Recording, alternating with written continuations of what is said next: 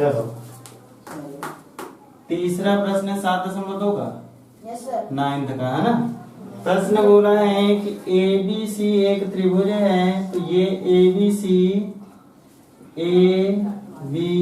एक त्रिभुज हो गया, जिसमें बोला है कि AB बराबर समद्विबाहु त्रिभुज है, यानी AB बराबर AC। तो यहाँ लिख दो, पहले दिया है क्या दिया है, AB बराबर AC, ये चीज दी गई है, ठीक। Yes sir. फिर बोला है B से एक लंब समद्विभाजक AC में डाला गया और C से एक लंब समद्विभाजक AB में डाला गया, तो डाल दिए।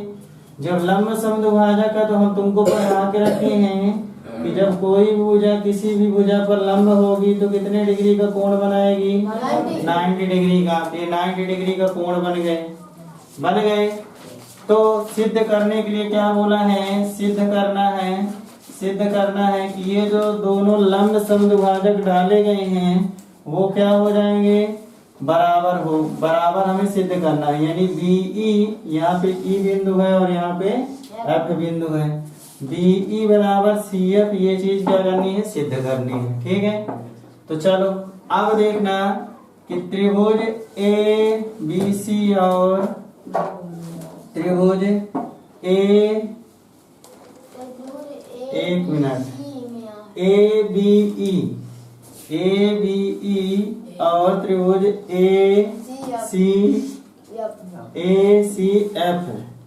ACF से समझना। एक त्रिभुज देखना हम ऐसे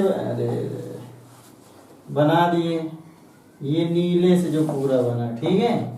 और एक त्रिभुज जो बना है वो यहाँ से यहाँ तक बना, 2 त्रिभुज बना दिए। अब अगर इन दोनों त्रिभुजों को हम सर्वांगसम प्रूफ कर दें तो इनकी बाकी भुजाएं भी CP/CT के नियम से क्या हो जाएंगी, सिद्ध हो जाएंगी। तो चलो देखते हैं। यहाँ पे पहले शुरू क्या करेंगे हम, AB बराबर AC जो है वो दिया है, रुक ले प्रश्न हो जाए फिर बताते हैं।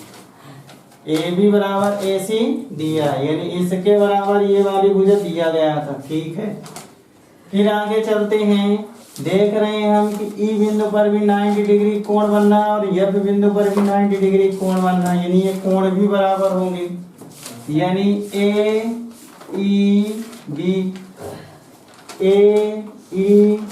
यानी ये वाला कोण और AFC ये वाला कोण क्या हो जाएंगे, बराबर हो जाएंगे।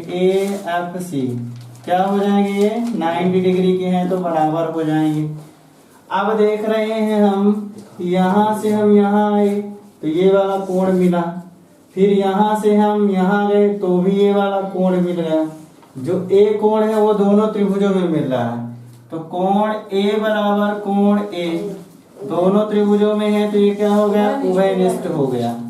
जो 7.1 में सर्वांग समता के 2 नियम लगे थे, अब इसमें भी 2 नियम लगेंगे।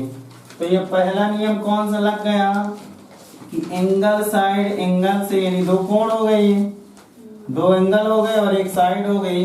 एंगल साइड एंगल सर्वांग समता की कसौटी से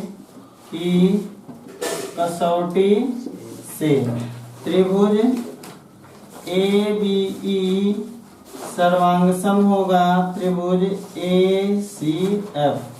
ये दोनों त्रिभुज जब सर्वांगसम प्रूफ हो गए, ये वाला और ये वाला, तो बोला क्या है कि BE बराबर CF होगा। कहाँ से होगा, CP/CT से। अभी हम पूरे नियम पढ़ा दिए, ठीक है।